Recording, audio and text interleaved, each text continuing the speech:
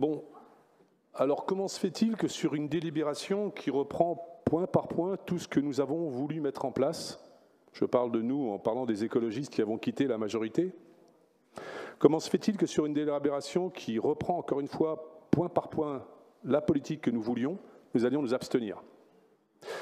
Comment peut-on expliquer cela? Parce qu'il y a un mensonge, il y a une tartufferie, une hypocrisie dans cette délibération. Quand vous la lisez, vous tombez en milieu de texte sur le fait que la stratégie zéro déchet qui a été votée ici le 22 mars 2022 constitue la seule solution, je cite, pour réduire le coût exorbitant de l'exportation des déchets supportés par les contribuables. La stratégie votée ici à l'unanimité en 2022 est donc, dans cette délibération, la seule solution pour réduire les coûts. Comment se fait-il que nous l'ayons laissé tomber pour prendre un projet industriel de traitement des déchets par CSR et d'incinération afin justement de soi-disant baisser le coût exorbitant de l'exportation des déchets, si notre stratégie était la seule à pouvoir le faire? C'est bien que nous avons changé totalement notre politique en cours de mandat. C'est ce qui fait qu'aujourd'hui je suis à l'angle opposé de la salle, tout au fond de la salle, pour ne pas avoir voulu renier ce que vous avez voté à l'unanimité.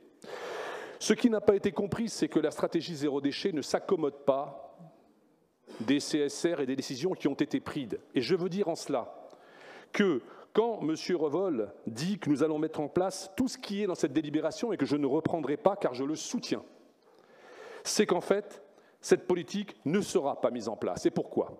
Parce que sans outils, sans fréquence adaptée et sans communication et information par tous les moyens et vers tous les publics, elle ne marche pas. Elle ne fonctionne qu'au prix d'un effort et d'une mobilisation de l'ensemble de la ville de Montpellier et de sa métropole, avec une volonté farouche de communiquer et de mettre en place cette stratégie. Depuis le début de ce mandat, je n'ai eu aucun moyen pour le réaliser. Les plateformes de compostage, on n'en est même pas au projet, celles que je souhaitais pour nos terres agricoles. Les outils de collecte qui sont dans ce marché de collecte ne sont pas distribués et ne le seront pas pour Saint-Ain avant 2026. Pas d'outils. Les fréquences ne pourront pas être adaptées puisqu'il n'y aura pas les outils pour collecter. Et le comportement citoyen que nous voulions en rupture, engagé, entraîné avec un énorme volontarisme ne pourra pas se faire puisque nous ne mettrons pas les moyens financiers à cela. Les moyens ont été utilisés pendant les 4 premières années à répéter et à parler jusqu'à l'écœurement d'une gratuité.